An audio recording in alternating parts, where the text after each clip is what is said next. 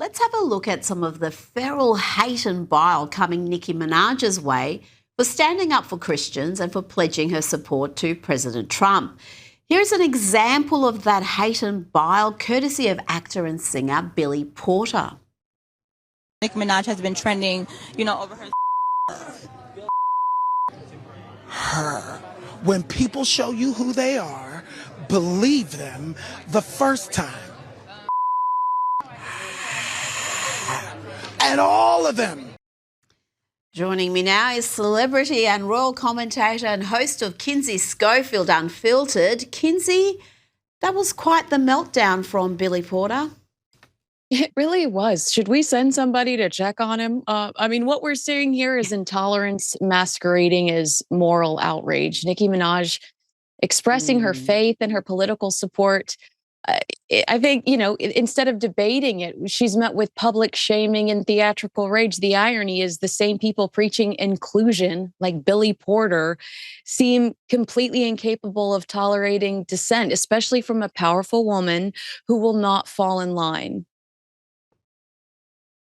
Well said. Now, UK Prime Minister Keir Starmer has called on Andrew Mountbatten Windsor to testify before Congress following the release of even more Epstein files, including disturbing photos which appear to show the man formerly known as Prince Andrew on all fours over the top of a female lying down on the floor. Kinsey, what more can you tell me about this latest Epstein document dump?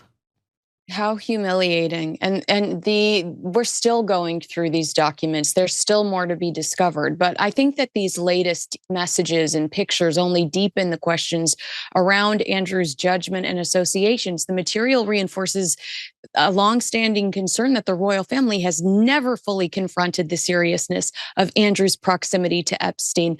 I think calls for his testimony are about accountability, and the pressure's growing because silence is no longer acceptable. But truly, how credible is Andrew? Not very.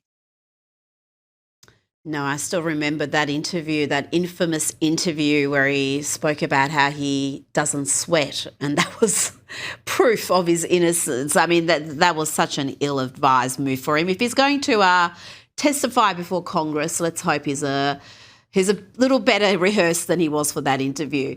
Now, in another email, Sarah Ferguson, Fergie, told Jeffrey Epstein that she was waiting for her youngest daughter to come back from a shagging weekend. This is in a 2010 email after the convicted pedophile Jeffrey Epstein asked her if she was coming to New York.